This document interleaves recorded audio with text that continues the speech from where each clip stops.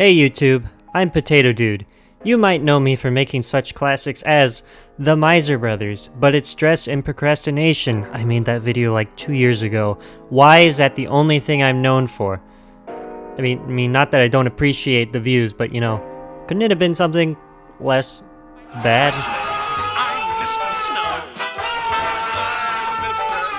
I'm getting a little sidetracked here. I decided to introduce myself because this is a relatively new video format that I've done.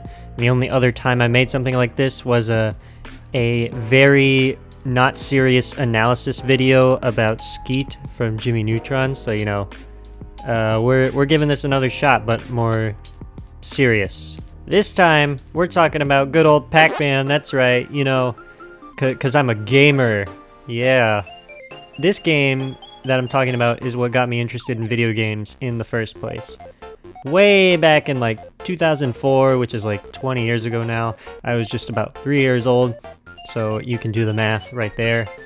I played this game a lot, and you know, I wasn't great, but I was probably better than the average 3-year-old. The game I'm talking about, of course, is called Pac-Man Adventures in Time, released for the PC only in the year 2000, so you know, PC exclusive, let's go. Why am I talking about this game if it was released about 24 years ago as of recording?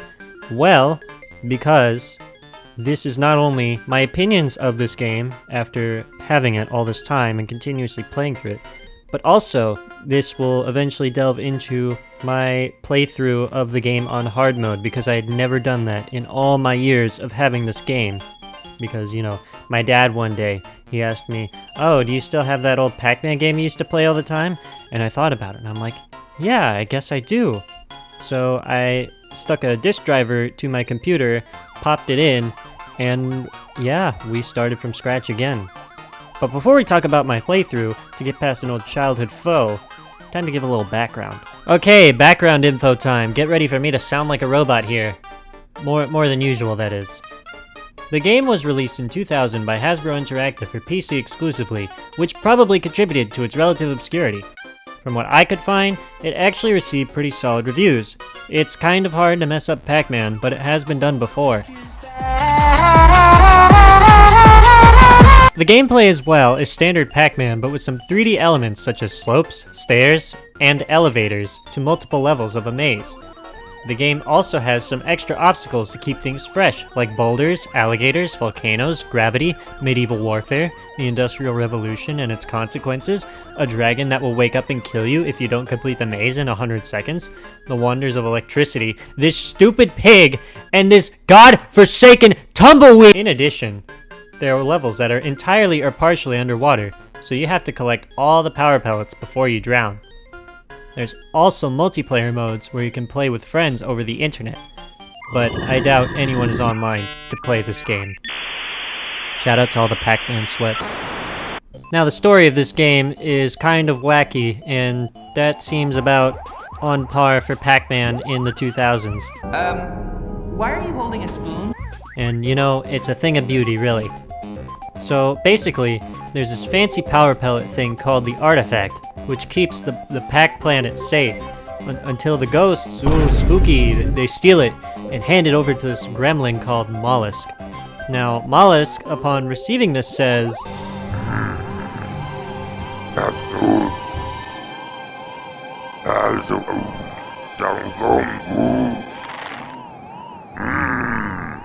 and smashes the artifact into 4 pieces, scattering them across time.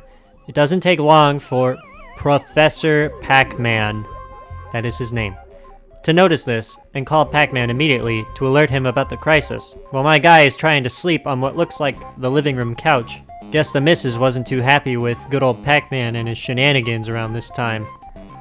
Anyway, when Pac-Man answers the call, Professor Pac-Man alerts him of the crisis at hand by saying, the dialogue here is really articulate, I must say. Now, with this in mind, Pac-Man must travel back in time through the 5 major time periods to receive the pieces of the artifact and return it to the present day to defeat Mollusk. According to this game, the most significant time periods in history are Ooga Booga, Ancient Egypt, which makes the most sense, I guess, Monty Python and the Holy Grail, Yeehaw, and Cyberpunk 2077. That's just what Hasbro thought, not me. Throughout the story mode, there are minigames which only really help you in racking up points and potential extra lives as a result. And they're mostly the same kind of copy-paste sort of games involving running from ghosts to collect pellets and fruits, memory matching games, and quick time reaction to pick the right option for bonus points, or explode. It can be fun, but most of them are a bit repetitive. And then again, it's a Pac-Man game, it doesn't need to be anything over the top. In all seriousness though, the level designs are actually quite fun and provide a decent challenge. Rest assured there are several difficulty modes if you suck at gaming. Now, I'm actually a pro, as you can see by my gameplay footage that's been sporadically shown in the background as I yap about this video. Aside from the story mode mazes, which are in groups of 5 split up between each of the eras, for example, Prehistoric A and Prehistoric B. The only exception, of course, is the Future Era, because those are the final 5 mazes. Aside from those mazes, there are also some bonus mazes for completing the story mode on harder difficulties, which does provide incentives for getting past that skill issue. The bonus mazes are super cool challenges, in my opinion, and provide some more unique settings for each time period that I wish were kind of elaborated on in the story mode more. Not to say that the levels we got were bad, I just, would have been cool. But this game is like 25 years old, so. Graphically, it holds up well enough, in my opinion, though I don't really care about high detail, high resolution, so this goofy, cartoonish, low poly game. I mean, the PS1 aesthetic is back now, right?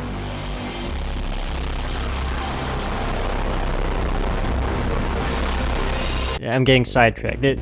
This kind of aesthetic, it's really fun and silly to me, and I enjoy it, so shut up. I also think the ghost costumes for each different era are a very neat detail. You've got cavemen, dinosaurs, Egyptian guards, jackals, small business owners, mummies, knights, aliens, that old college professor who's too old to remember what he had for breakfast but is teaching her class anyway because he's tenured and hung out with a lot of famous scientists or something like that, cowboys, space ghosts, actual cannibals, Civil War soldiers, disease-ridden peasants, bombs, volcano fireballs, skeleton ghosts? Anyway, there's one mechanic in the game that used to freak me out a bit. If you take too long in a maze, the ghosts will be replaced by the original Blinky, Pinky, Inky, and Clyde, which is basically the regular ghosts without any costume. Good grief, he's naked! Once they appear in the maze, they are much more aggressive, having traveled back in time to kill this silly little yellow guy. The warning to indicate their arrival is what terrified me, and probably induced some childhood trauma. I mean, take a look and listen to this.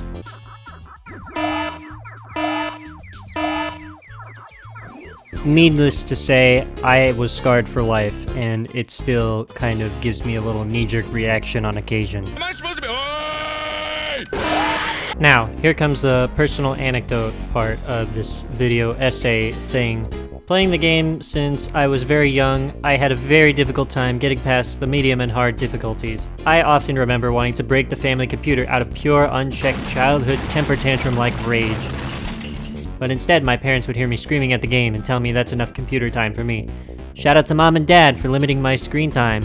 I'm looking at you, millennial parents, with your insufferable iPad kids. My brother and my dad used to play the game a lot too. And for a while, they were always ahead of me in completing the game in its entirety. But alas, nobody ever completed the game on hard mode. Years went by, and the game was something I boot up from time to time for nostalgia's sake. But it wasn't until recently that I decided to sit down and play through the game again. I cruised through easy and medium difficulties, so I figured the best thing I could do was finally conquer that childhood obstacle. This was something I had to do alone. That and my brother and dad aren't huge gamers like I am.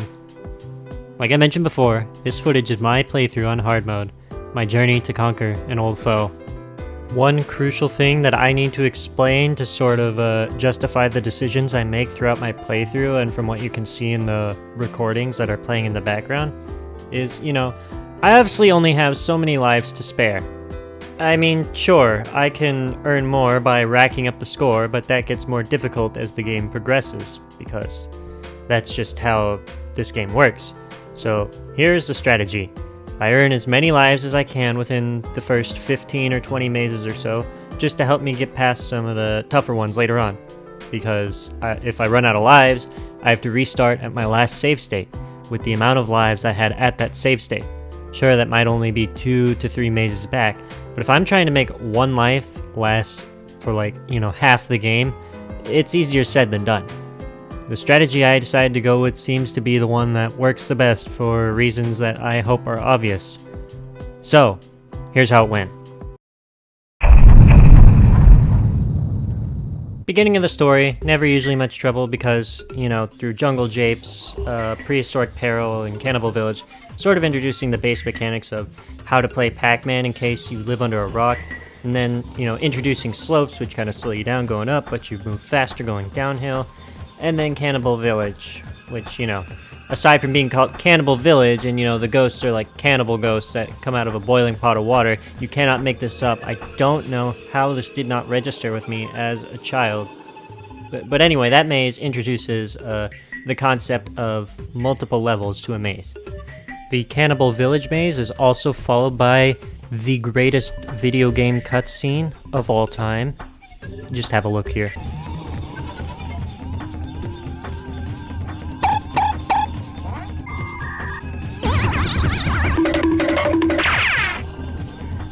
Up next we have Alligator River, which has the most terrifying bipedal alligator I have ever seen in my entire life. But the only nice thing is that in the river part, that's the only thing you gotta worry about, because the ghosts are rightfully scared of said alligator. The last maze for the Prehistoric A section is called Boulder Trouble, and rightfully so, because on the edges of the little slope, there are boulders that come down periodically, which not only kill ghosts, but you as well. So, watch out. This kind of introduces the mechanics of, other obstacles that you have to worry about, aside from the ghosts and the most horrifying alligator you've ever seen. But, I was able to get through it pretty easily, and we moved on to our next time period.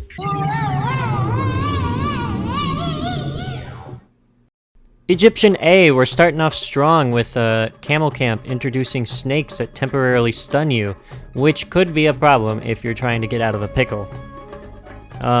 This also is followed by a cutscene where Pac-Man gets jump scared by snakes.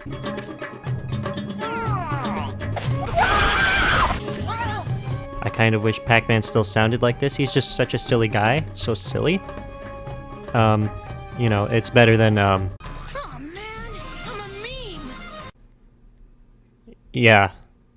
Anyway, we move on to Jackal Canyon, which I think is the most interesting because you have to rely on the boulders to take out ghosts because there are no power pellets to turn them blue so you can eat them. So, that one can be a little tricky to navigate. After wreaking havoc on some small businesses in the market and another maze with more snakes and elevators, really shaking it up here today, we end up at Pharaoh's Throne, which has these platforms that you can only walk across once before they break and fall. Wouldn't be a good idea to get caught on those. But anyway, getting through that pretty easily. We're on to the next time period, and we're back to Prehistoric. But it's Prehistoric B this time. Ooh, it's so different. This section starts off quite strong with Boulder Trouble's much anticipated sequel, fittingly titled Boulder Trouble 2. It's just one big slope, 2 boulders going down like the whole edge of the maze, and you also have this little tree that you can use to get to the top in case you don't feel like climbing. I didn't really use it that much because I'm just that good. Obviously. Anyway, we get this cutscene where Pac-Man gets chased by a dinosaur.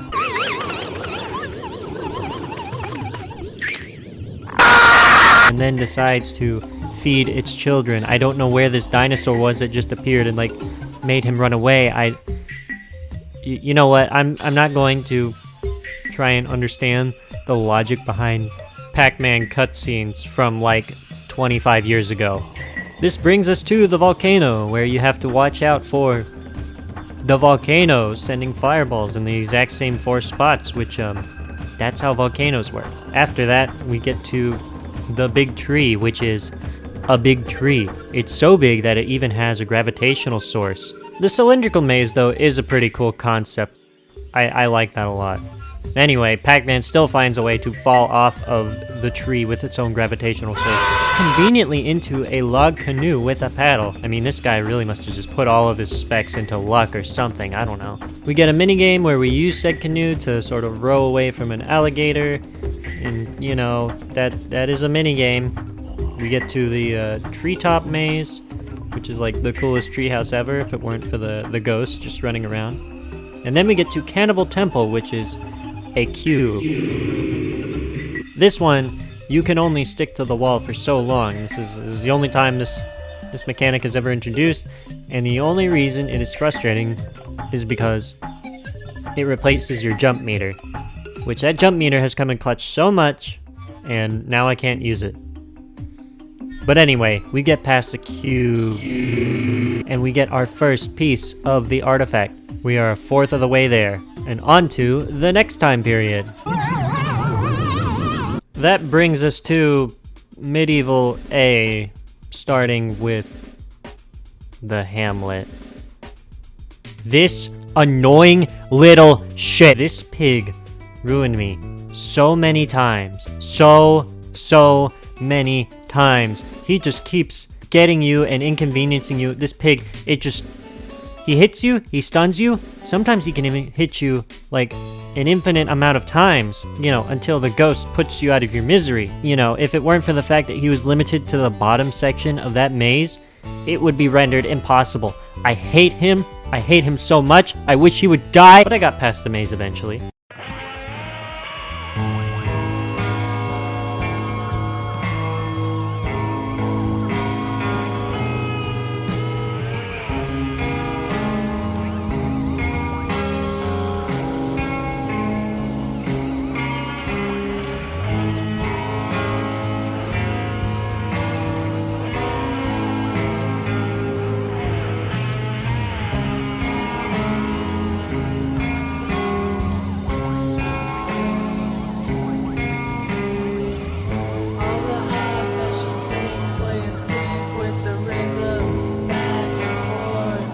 And you know, after having to begrudgingly cooperate with the pig for some stupid minigame, there's like this river or something with the logs that kill ghosts, much more low-key.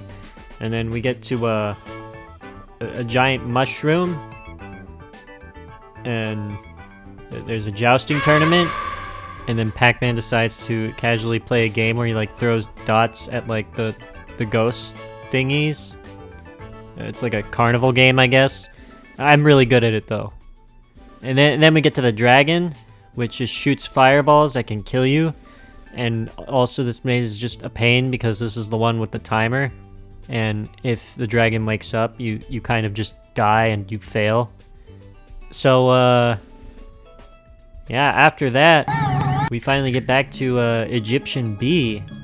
This section of mazes involves Pac-Man getting closer and closer to Pharaoh's tomb to collect the second piece of the artifact.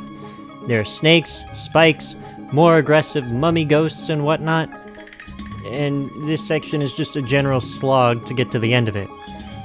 Boy, did I have to restart so many times from my last save point. Luckily, I am one to maintain my composure in any sort of stressful situation. Once I finally made it past the inner sanctum and its lethal snakes through expert clarinet playing, I arrived at Pharaoh's tomb after a quick detour by Indiana Jonesing my way through another minigame. And Pharaoh's tomb was where the second piece of the artifact was. The tomb was just a giant column, so you know, cylindrical maze. Really cool. Only problem was it was guarded by super aggressive ghosts wearing Egyptian god costumes. And they weren't particularly thrilled that I was just walking around the tomb, defying gravity, because breaking the laws of physics needed to be gatekept or something like that. I wasn't really listening because I was too focused on waka-wakaing my way to that second artifact piece. This maze is so stressful. The spike traps really just added that element of chaos and uncertainty that just sort of like made my heart skip a beat every time I was like so close to dying. But we did it! We got the second piece of the artifact. Yay! What's the next time period? It took a lot of close calls and a few restarts, but I finally made it to Wild West A, which, as a Texan, it's the most accurate depiction of my state that I have ever seen. I too get beaten up by tumbleweeds until ghost cowboys with comical mustaches, including Pinky, come up to take my money and my soul. I'm not angry, you're angry! This set of mazes didn't get tricky, that's a lie. It actually was very difficult the whole way through. Cactus Gulch, hate it. This tumbleweed can go to hell. Bell Saloon, I like playing the silly piano to make the ghost dance, but other than that, it's a pain. The one with the train station, I'm forgetting the name of it, but it's Maze 29. A pain, because I have to wait for the train to pass by to cross between sections of the mazes. Well, I'm stuck here with like either all or one of the ghosts on the same side that I'm on. Because, you know, yeah. Anyway. There was that, and then there's the minigame where I have to spam the jump button to have this little, push this little cart along the tracks, and you know, I have to like spam and like practically break my keyboard to even win the minigame. So, you know, I'm kind of a professional spammer. Then comes Maze 30, Train Trouble. What makes this one the most frustrating is that you have to collect all the pellets on each train car within 30 seconds before moving on to the next one. It doesn't reset the counter to 30 seconds, it adds like some arbitrary number, I don't know what it is, but it doesn't go back to 30. Why is there a timer? I guess Pac-Man is allergic to steam locomotives or something because he just freaking dies. There's not a cutscene like with the dragon, he just dies! Makes me question the timer, but this one ate up one of my lives for sure, which sucks given the maze that's coming up soon. Okay, so it sounds like Wild West A was the rough part of the story mode. Actually, no. The real struggle is Medieval B, which is where I'm at now in the playthrough. Castle Ramparts was just a generic maze with an elevated section on the edge, which wasn't awful aside from the slightly faster ghosts. Oh, but the next maze, I don't know where to begin with this one. The Banquet is the 30-second maze in the story mode, and I hate it with every fiber of my being. The only good thing is that stupid pig from the Hamlet is now roasting over the fire where it deserves to be. Okay, here's what annoys me about this maze. It looks normal, aside from the tables with extra pellets that you can walk on, right? Oh, that's pretty cool. No! Pinky decides to be a stupid bitch! Pinky is a waitress type of ghost that replenishes the pellets on the table. When I'm trying to get through the mazes as fast as possible without getting in trouble, you can imagine the frustration. Oh, this is gonna be a pain in the... I finished it first try. Anyway, save state.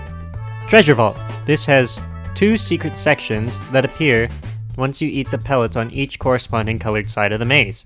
Cool. Dark Dungeon. It's the same maze, copy-pasted 3 times, one on top of the other. You have a time limit to finish each of the 3 sections before you catch the plague and die or something. I don't know, they don't really specify. You just kind of die when the timer runs out. You know, again, it's a train trouble kind of thing. At least I get longer than 30 seconds. Castle Rooftops is a maze with cannons after you mess with cannons in a little mini-game.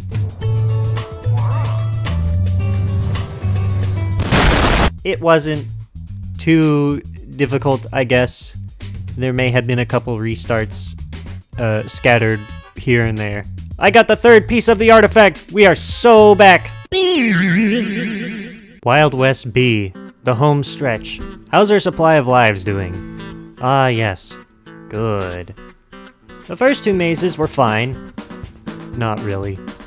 The ghosts were really starting to get faster, and Professor Pac-Man makes sure to let you know in the little dialogue box at the start of the maze.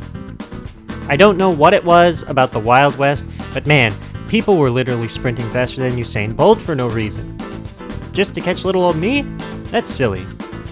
There's this riverbed where you can drown or something if you're bad at the game. Just get killed by ghosts like a professional. The last 2 mazes of this section are where it gets tricky. These minecart sections. Pretty cool, right? Wrong! You cannot turn around. You can only turn left or right. Doesn't sound too bad until it gets old. Luckily, Pac-Man doesn't skip a gym, and you can still jump with the minecart or something. After that headache and sacrificing a life or two, because honestly I don't want to go through this again, we finally have them all. The artifact. It's complete. Now to go back to the present and... there's still more. Okay, no big deal, just 5 more mazes. We've come this far, so like, how bad can it be? It's awful. I can't even appreciate that they thought comically large computers still exist because these levels can be such a pain. Yeah, they look cool, but this is just miserable. But I had to continue onward. For childhood me. The asteroid apparel, the last save point before the end of the game. I have to avoid these bomb ghosts that don't ever actually explode, but it is a little intimidating. After navigating the sphere, it's time for a rocket ride that just has lightning bolts flying up and down it. It kills the ghosts anyway, but it can also kill me too, so I have to be cautious. Oh, and there are also these extra sections when you complete each colored side of the maze, so yeah, futuristic treasure vault, I guess. Okay, one more minigame, and here we are, the reactor core, the 45th and final maze. I remember how stressful this moment was, but I had enough lives to power through it. No turning back now. It was cylindrical, had 3 sections, and a timer. All the things that were frustrating about the game applied to this maze to test my ability. Time to finish this once and for all.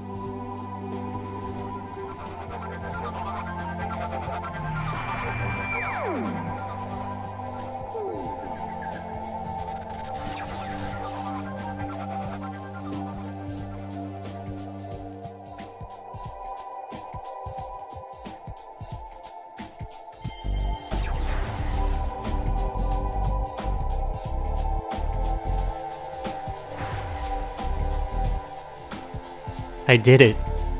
After all these years, I finally did it. Let's save to commemorate this occasion. The final story mode cutscene plays, where Pac-Man returns with the artifact and just casually obliterates Mollusk with his super laser piss from the artifact. This thing really is powerful. Once again, the day is saved, and I can finally rest. But wait! There are new mazes that I can play now. Let's go through all the bonus levels and cutscenes, shall we? These should be fun.